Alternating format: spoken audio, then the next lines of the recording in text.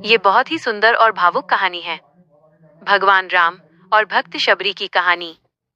ये कहानी त्रेता युग की है, जब भगवान राम अपनी पत्नी सीता की खोज में वन वन भटक रहे थे। शबरी का आश्रम।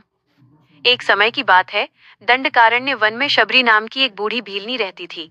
शबरी जन्म से भील जाति की थी और एक अत्यंत सरल और सीधी सादी महिला थी। वो मतंग ऋषि के आश्रम में उनकी सेवा करती थी। जब मतंग ऋषि का अंतिम समय आया, तो उन्होंने शबरी से कहा, बेटी शबरी, मैं तो अब जा रहा हूँ, लेकिन तुम यहीं रहना। तुम्हें इस जीवन में मोक्ष तभी मिलेगा जब स्वयं भगवान राम तुम्हारे आश्रम में पधारेंगे। वे एक दिन अवश्य यहाँ आएंगे। ऋषि के ये वचन सुनकर शबरी ने उन्हें अपना जीवन लक्ष्य बना लिया। वर्षों का इंतजार और तैयारी।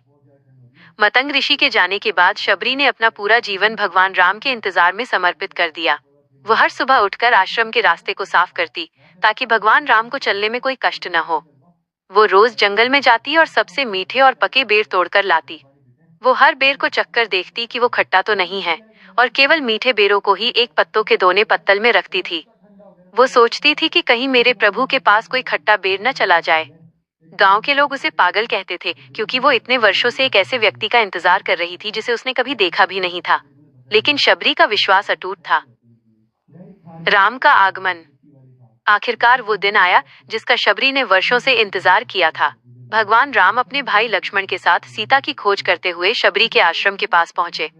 जब राम ने उस बूढ़ी भीलनी को देखा, तो उनके मन में असीम करुणा उमड़ आई। शबरी ने उन्हें पहचान लिया और आनंद के आंसुओं के साथ उनके चरणों में गिर पड़ी।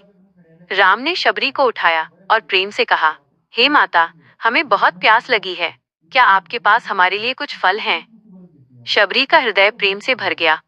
बिना सोचे समझे उसने वे ही चखे हुए बेर राम और लक्ष्मण के सामने प्रस्तुत कर दिए। चखे हुए बेर।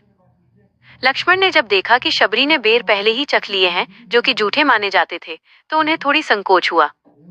लेकिन भगवान राम ने शबरी के निस्वार्थ प्रेम और भक्ति को देखते हुए उन बेरों को बड़े चाव से खाना शुरू कर दिया। राम ने एक एक बेर खाया और लक्ष्मण से कहा, लक्ष्मण, संसार में प्रेम और श्रद्धा से परोसे गए इस प्रसाद से बढ़कर कोई वस्तु नहीं है। इन बेरों में शबरी का सच्चा प्रेम और भक्ति बसी है। ये दुनिया के सबसे मीठे बेर हैं। शबरी ने राम को सीता तक पहुंचने का सही मार्ग बताया और राम की भक्ति में लीन होकर अपने शरीर का त्याग कर दिया और मोक्ष को प्राप्त हुई। कहानी से सीख।